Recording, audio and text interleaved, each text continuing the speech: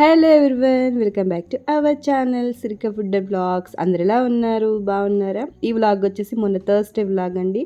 నార్మల్గా ఆ రోజు కూడా రొటీన్ డే అనమాట. ఇంకా పిల్లలకి వంట చేయడం, బ్రేక్ఫాస్ట్ చేయడం, ఇంక ఇవన్నీ ఉంటాయి కదా మనకి. కాకపోతే ఇక అవన్నీ మీకు ఎక్కువ ఏం చూపించలేదు. నార్మల్గా సింపుల్గా అయితే చూపించేస్తాను ఆ రోజు ఏం చేశాను అనేది.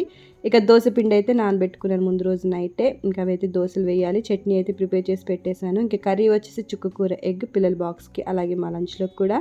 ఇంకా తర్వాత రైస్ కూడా వండేసాను. ఇంకా పాప అయితే రెడీ అయిపోయింది ఇక స్కూల్కి వెళ్ళడానికి. ఇంకా తనకైతే బ్రేక్ఫాస్ట్ అయితే వేసి ఇచ్చేస్తున్నా దోశలు. ఈ వీడియోని అయితే ఫస్ట్ నుంచి లాస్ట్ వరకు చూడండి. ఈ వీడియోలో నేను ఫ్రూట్ జెల్లీ కేక్ అయితే మీకు చేసి చూపించాను అనమాట. ఎవరైనా తెలియని వాళ్ళు చేసుకోవాలంటే చేసుకోండి. మా చెల్లి అయితే మరీ రిక్వెస్ట్ చేసి అడిగింది, అక్క మాకు చూపించవా అని. ఇంకా తన కోసమే మెయిన్ అనమాట. నేను ఇప్పుడు దీంట్లో ఆ రెసిపీ అనేది మీతో షేర్ చేసుకున్నాను. ఇంకా తర్వాత బ్రేక్ఫాస్ట్ అయితే ఇక పాపకైతే పెట్టిచ్చేస్తున్నా. మా ఇంట్లో అయితే రోజు ఒకటే బ్రేక్ఫాస్ట్ అయితే ఉండకూడదండి, ఏదో ఒక చేంజ్ అవ్వాలన్నమాట. ఇంకా ఒకటైతే రోజు ఒకటే పెట్టామంటే తినరు. ఇంకా అందుకోసం ఇంక రోజు ఏం చేయాలని ముందు రోజే నేను ప్లాన్ చేసి పెట్టుకుంటాను అనమాట. రేపటికి ఏం బ్రేక్ఫాస్ట్ చేయాలి, ఏం కర్రీ చేయాలి, ఇవన్నీ. అందువల్ల నాకు మార్నింగ్ లేచేసరికి అంత టెన్షన్ అనేది ఉండదు. ఇంకా నేను త్వరగా అనేది ప్రిపేర్ చేసి పెట్టేసుకుంటాను. ఇంకా ఇంకా ఈ క్లైమేట్కి అయితే ఇక త్వరగా టీ తాగాలనిపిస్తుంది అనమాట మార్నింగే. ఇంకా పాప వెళ్ళిపోయిన తర్వాత అయితే ఇక నేను టీ అయితే పెట్టుకొని తాగేస్తున్నా. టీ తాగేటప్పుడు చాలా ప్రశాంతంగా తాగాలండి. నన్ను ఎవరు డిస్టర్బ్ చేయకూడదు అనమాట. ఇంకా కూర్చున్నానంటే అలా కూర్చొని నేను టీ అయితే తాగాలి, అలా ఇష్టం అనమాట. తాగేది ఒక్కసారే, ఎక్కువ కూడా తాగను. ఓన్లీ వన్ టైం టీ తాగేది. మీలో ఎంతమంది ఉన్నారో చెప్పండి టీ తాగేవాళ్ళు నాలాగా. మానలేము, ఈ టీ అయితే అలవాటు అయిపోయింది కాబట్టి.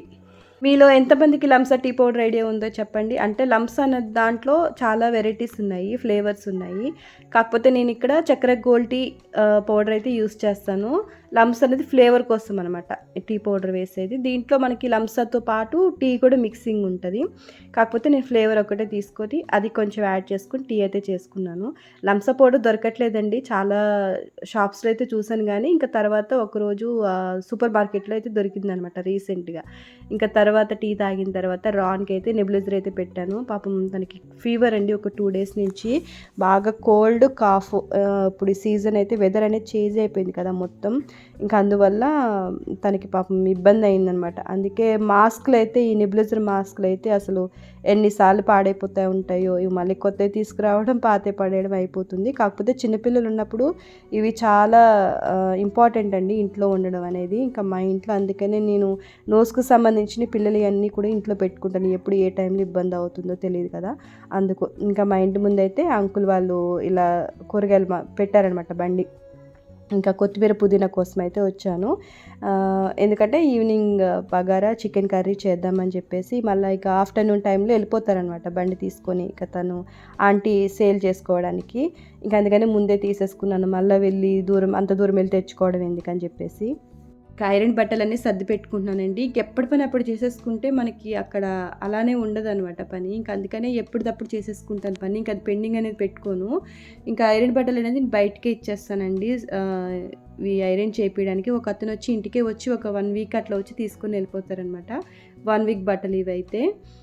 ఇంకా వీటన్నిటికీ కూడా నేను షర్ట్స్ కానీ, నా కుర్తీస్ కానీ, టాప్స్కి, వీటన్నిటికి కూడా నేను స్టార్చ్ అనేది పెడతాను. స్టార్చ్ పెట్టడం వల్ల ఏంటంటే బట్టలు చాలా నీట్గా ఉంటాయి, అలాగే ఎక్కువ రోజులు కూడా మన్నికి వస్తాయండి బట్టలు. స్టార్చ్ పెట్టడం వల్ల కొంచెం మంచిగా షైన్ కూడా తొందరగా పోదనమాట. ఇంకా అందుకని నేను స్టార్చ్ అనేది పెడతాను అన్నింటికి కూడా. ఇంకా శారీ వచ్చేసి బ్లూ అండ్ పింక్ కాంబినేషన్ అయితే చాలా బాగుంటుంది కదా. ఇంకా నాకు ఎక్కువ శారీస్ అయితే పింక్ అయితే ఖచ్చితంగా మిక్స్ అయి ఉంటుందండి. ఇది నార్మల్ శారీనే, మామూలుగానే చూపిస్తున్నాను మీకైతే. సండే రోజు కట్టుకున్నాను అనమాట. ఇంకా ఐరన్కి అయితే అది ఇచ్చేసాను. ఎక్కువ శారీస్ కట్టేది తక్కువ, ఎప్పుడైనా చర్చికి వెళ్ళినప్పుడు మాత్రమే ఎప్పుడో ఒకసారి శారీ అనేది కట్టుకుంటాను. ఇంకా అలానే కుర్తీస్ కూడా ఇంకా ఇచ్చేస్తానమాట ఇట్లా ఐరన్ చేయడానికి, పిల్లలే కానీ నాయి కానీ. అలాగా ఇంక ఇవన్నీ కూడా సర్ది పెట్టేసుకుంటాను. ఇంకెట్లయినా ఇంకొక 1 week తర్వాత నేను మొత్తం ఇల్లంతా డీప్ క్లీనింగ్ చేయాలి.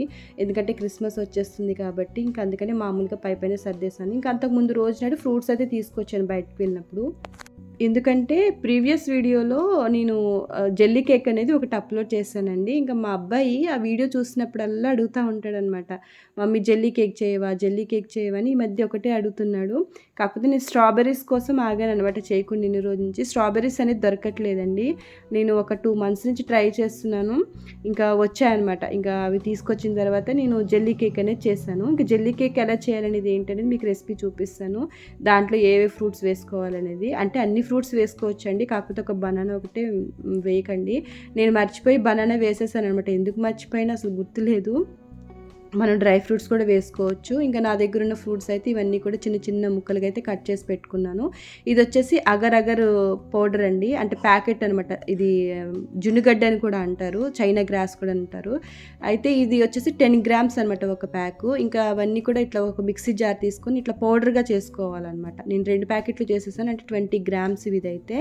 ఇప్పుడు నేను ఇక్కడ 750 ml వాటర్ అయితే తీసుకుంటున్నాను. అంటే ఇక్కడ మనం అంటే 15 grams agar jelly powder 750 ml water తీసుకుంటే సరిపోతుందండి. ఒక 250 గ్రామ్స్ షుగర్ తీసుకోవాలన్నమాట.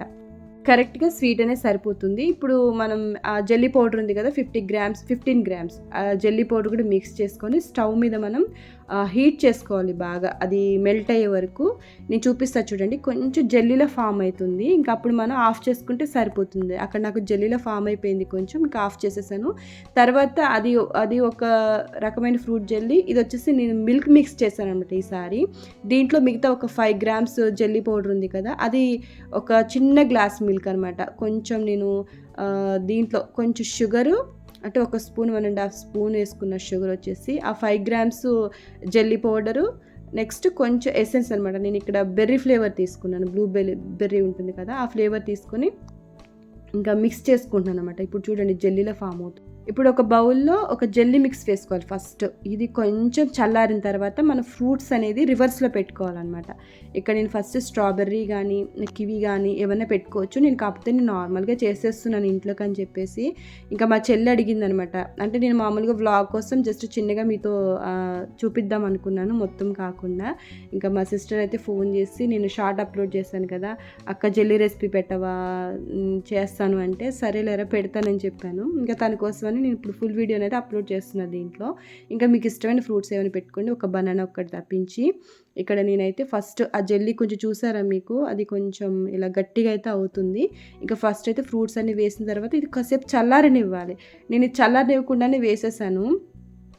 ఏంటంటే ఇక హడావిడిగా చేసేస్తున్నాను అనమాట. ఇంకా అందుకని ఇంకా మీరైతే కొంచెం చల్లారిన తర్వాత వేయండి. అంటే చల్లారడం అంటే కొంచెం అది ఇలా గట్టిగా ఫామ్ అవుతుంది. అప్పుడు తర్వాత మళ్ళీ మనం జెల్లీ మిక్స్ ఉంటుంది కదా, అది మళ్ళీ వేయాలి ఆ ఫ్రూట్స్ మీద. వేసి మళ్ళీ కొన్ని ఫ్రూట్స్ మనం వేయాలి. ఇలా వేసిన తర్వాత కొన్ని ఫ్రూట్స్ వేయాలి. టేస్ట్ అయితే బాగుంటుందండి. చిన్నపిల్లలు అయితే చాలా ఇష్టంగా తింటారు. కొంచెం జెల్లీ తగులుకుంటా ఫ్రూట్స్ అన్నీ మిక్స్ అయ్యి ఉంటాయి కదా, అవన్నీ ఒకలాంటి ఫ్లేవర్ వస్తాయి అనమాట మిక్స్ అయ్యి. బాగుంటుంది చాలా. మాకైతే అందరికీ చాలా ఇష్టం ఇంట్లో. చూడడానికి కూడా చాలా కలర్ఫుల్గా అనిపిస్తుంది. ఏమైనా చిన్న అంటే ఏదైనా మనకి బర్త్డే అలాంటి టైంలో ఇలా జెల్లీ కేక్ చేసుకుంటే కొంచెం డిఫరెంట్గా అనిపిస్తుంది అనమాట చేసేటప్పుడు. పిల్లలకైనా బయట పెట్టేటప్పుడు కొంచెం కొత్త ఫ్లేవర్ తిన్న ఫీలింగ్ వస్తుంది. మళ్ళీ దాని ఫ్రూట్స్ వేసిన తర్వాత దానిపైన మళ్ళీ జెల్లీ మిక్స్ వేయాలి. నేను తెలియని వాళ్ళకి చెప్తున్నానండి, తెలిసిన వాళ్ళైతే స్కిప్ చేసేయండి. కాకపోతే నేను చేసింది ఇది ఇందులో మామూలుగా చేసేసాను అనమాట. చెప్పాను కదా వీడియో కోసం అయితే ఇది మనకి జెల్లీ వాటర్ ఉంటుంది కదండి, ఒకవేళ అది ఏమన్నా గట్టిగా అయిపోతే మీరు మళ్ళీ స్టవ్ మీద హీట్ చేసుకోవచ్చు. దాన్ని మళ్ళీ హీట్ చేసుకుంటే అది మళ్ళీ మామూలుగా మెల్ట్ అయిపోతుంది. అప్పుడు మళ్ళీ మనం వేసుకొని చేసుకోవచ్చు. ఇది గట్టిగా అయిపోయింది కదా మళ్ళీ యూజ్ కాదేమో అనుకోకండి, అది యూజ్ అవుతుంది ఖచ్చితంగా. తర్వాత మళ్ళీ ఇంకొకసారి లేయర్ కింద ఇలా వేసుకోవాలి.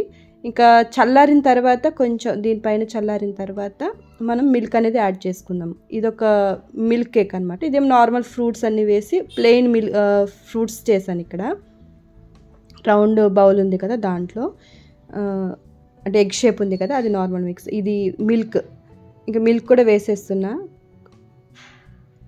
ఇది మనం నైట్ టైంలో చేసుకుంటే, నైట్ టైంలో మనం ఫ్రిడ్జ్లో పెట్టేసుకున్నాం అనుకోండి, మార్నింగ్ తీసుకుంటే మంచిగా ఇలా జెల్లీ అయిపోతుందనమాట, గట్టిగా ఒక కేక్‌లా అవుతుంది.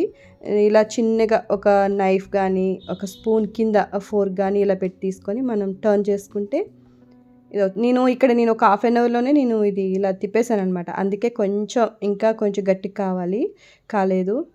ఇంకా కొంచెం లూజ్‌గా ఉంది చూసారా? నేను చెప్పాను కదా ముందే కొంచెం అది చల్లగా అవ్వకముందే వేసేసానని, కొంచెం అది గట్టిగా అవ్వాలని చెప్పాను కదా, అలాంటి టైంలో వేసుకోండి. ఇది నేనేం చేశానంటే ఇంకా ఫ్రిడ్జ్‌లో పెట్టేసి ఇంకా నెక్స్ట్ డే అంతా తినేసిన తర్వాత ఇంకా కొంచెం ఇట్లా మిగిలితే ఇంకా ఒక బౌల్‌లో వేసేసి ఇంకా ఫ్రిడ్జ్‌లో అయితే పెట్టేస్తున్నా. ఇది ఇప్పుడు 2 మిక్స్ అనమాట. మిల్క్‌ది కొంచెం ఉంది, నెక్స్ట్ మామూలు ప్లెయిన్‌ది కూడా కలిపి 2 కలిపి ఫ్రిడ్జ్‌లో పెట్టాను. ఇంక ఇక్కడ వచ్చేసి ఆరెంజ్ పీల్ అండి. ఆరెంజ్ పీల్ అయితే అసలు మనకి ఫేస్‌కి ఎంత బాగా యూజ్ అవుతదంటే ఇది స్కిన్ అనేది వైట్నింగ్ అవుతుంది. పింపుల్స్ ఉన్నా కూడా తగ్గుతాయండి. నెక్స్ట్ వ్లాగ్‌లో ఎలా యూజ్ చేయాలో చెప్తానండి. హలో హాయ్ అండి. నేను యూట్యూబ్ ఛానల్ స్టార్ట్ చేసి 1 ఇయర్ అయితే కంప్లీట్ అయిపోయింది. నవంబర్ 20కే 1 ఇయర్ అయిపోయింది. అప్పుడే సెలబ్రేషన్స్ చేసుకోవాలి కానీ నాకు కుదరలేదు. సో ఈరోజు అయితే నేను సెలబ్రేషన్స్ అయితే చేసుకుంటున్నాను. ఎందుకంటే మీతోనే కాబట్టి నేను చేసుకోవాలి. అందుకే మీ ముందు కేక్ అయితే కట్ చేసుకుంటున్నాను అనమాట. ఇంకా ఎవరైనా నన్ను సపోర్ట్ చేయండి. ఇప్పటివరకు చాలామంది అయితే సపోర్ట్ చేస్తున్నారు. వాళ్ళందరికీ కూడా చాలా చాలా థ్యాంక్ యూ. నా ఛానల్ అయితే ఇంకా మానిటైజేషన్ అయితే కాలేదండి. మనీ అయితే నేను ఇంకా ఎర్న్ చేసుకోవట్లేదు. ఎందుకంటే నాకు వాచ్ ఓవర్ అయితే వీడియోస్ అనేది పోస్ట్ చేయాలి, కాకపోతే నాకు కుదరదు. ఎందుకంటే ఫస్ట్ నా ఫ్యామిలీ అనేది నాకు చాలా ఇంపార్టెంట్. తర్వాతే నేను వీడియోస్ అనేది పోస్ట్ చేస్తాను. రెగ్యులర్గా చేయకపోవడం వల్ల నాకు వాచ్ ఓవర్ కూడా ఇంతవరకు అయితే కంప్లీట్ కాలేదండి. సబ్స్క్రైబర్స్ అయితే ఉన్నారులే కానీ 4000 అబోవ్ వాచ్ ఓవర్ అయితే కాలేదు. 4000 వాచ్ ఓవర్ అయితే ఖచ్చితంగా కంప్లీట్ కావాలి. నేను రోజు పోస్ట్ చేస్తూ ఉంటే మేబీ నాకు అయిపోయేదేమో మానిటైజేషన్ అనేది.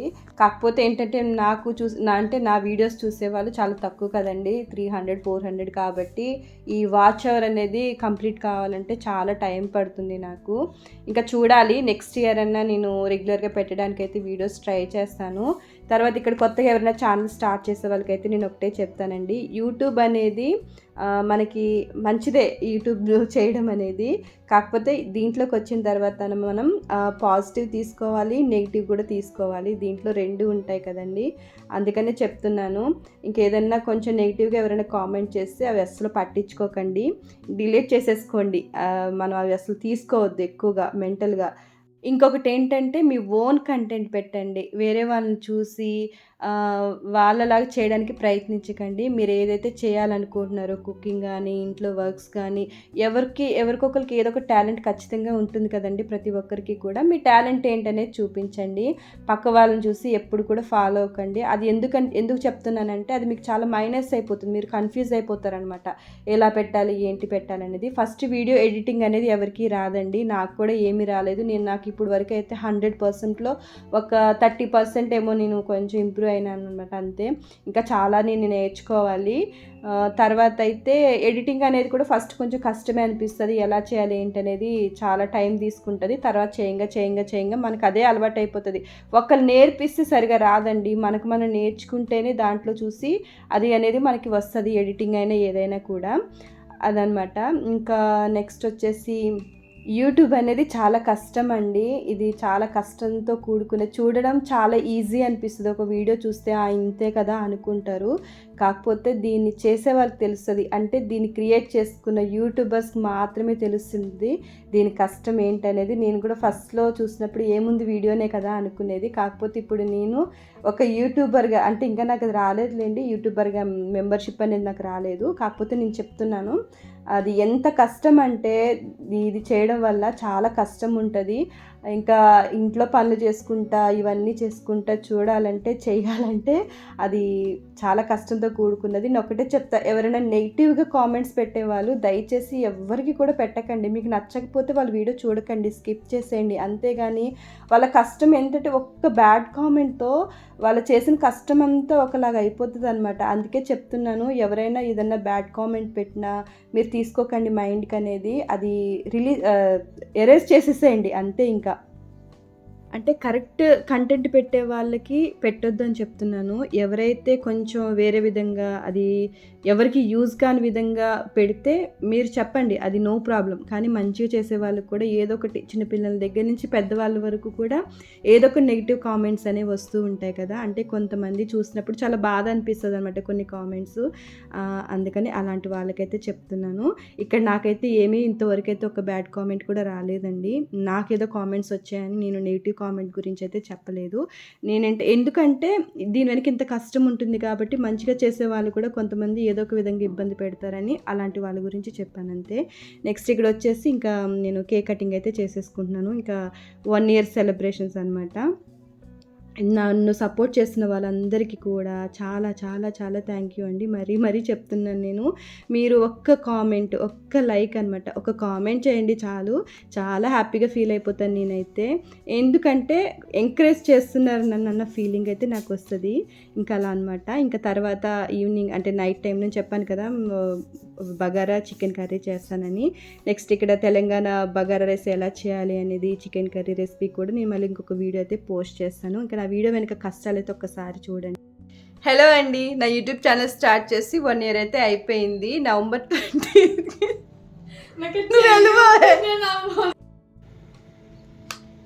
హలో అండి, నా యూట్యూబ్ ఛానల్ స్టార్ట్ చేసి 1 ఇయర్ అయితే అయిపోయింది. హలో అండి, నా యూట్యూబ్ ఛానల్ స్టార్ట్ చేసి 1 ఇయర్ అయితే అయిపోయింది. ఈ 1 ఇయర్ జర్నీలో